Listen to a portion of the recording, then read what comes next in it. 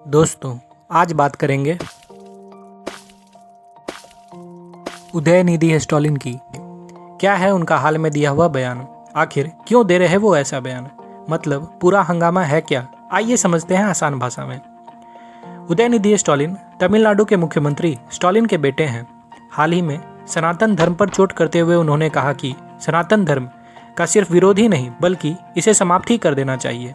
इतना ही नहीं, उन्होंने सनातन धर्म की तुलना मलेरिया, डेंगू और कोरोना जैसी बीमारियों से भी कर दी।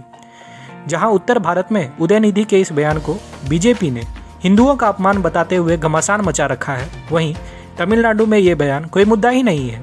यहाँ तक कि तमिलनाडु की मुख्य विपक्षी पार्टी AIADMK ने भी उदयनिधि के इस बयान को तूल नहीं दिया, जरा भी तूल नहीं दिया। उल्टा ये कह दिया कि सरकार ने जनता से कुशासन छुपाने के लिए ऐसा बयान दिया है। कहने का मतलब ये हुआ कि तमिलनाडु में ऐसा बयान जनता विरोधी नहीं है बल्कि सनातन का विरोध तमिलनाडु के लोगों की आम राय है। पर ऐसा आखिर क्यों, ये समझने के लिए हमें तमिलनाडु के इतिहास के पन्नों को पलटना होगा। पर उसके पहले अगर आप सबको कंटेंट पसंद आ रहा हो तो चैनल को सब्सक्राइब कर लें। हाँ, तो हम बात कर रहे थे तमिलनाडु के इतिहास की, तो आइए आपको ले चलता हूँ 18वीं सदी के तमिलनाडु में।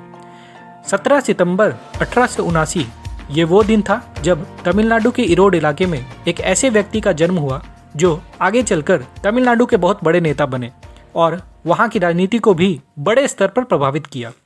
इनका नाम था EV रामास्वामी नायकर, जो आगे चलकर पेरियार कहलाए।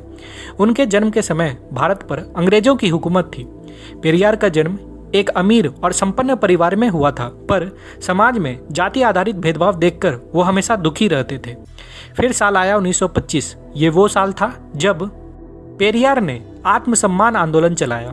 आत्मसम्मान आंदोलन को ही आप लोग सेल्फ रिस्पेक्ट मूवमेंट के नाम से जानते होंगे। इस आंदोलन के जरिए पेरियार ने दलित समाज को समान अधिकार दिलाने का प्रयास किया। आगे चलकर पेरियार ने द्रविड़ आंदोलन भी चलाया। ये आंदोलन मेनली साउथ इंडिया के कल्चर और लैंग्वेज को नॉर्थ इंडिया के इन्फ्लुएंस में आने से रोकने के लिए था, या यूं कहें कि दक्षिण भारत के सांस्कृतिक विरासत को बचाने के लिए था। पेरियार ने 1930 से 40 के दशक में हिंदी विरोधी आंदोलन भी चलाया, क्योंकि उस समय हिंदी को भारत का ऑफिशियल लैंग्वेज बनाने की बात चल रही थी। पेरियार राजनीति से भी अछूते नहीं रहे। उन्होंने द्रविड़ कजगम नाम की राजनीतिक संस्था का आधार रखा। अब ये द्रविड़ कजगम क्या है? तो द्रविड़ कजगम का मतलब होता है द्रविड़ एसोसिएशन, यानी सरल भाषा में समूचे साउथ इंडिया के लोग एक साथ हो जाएं।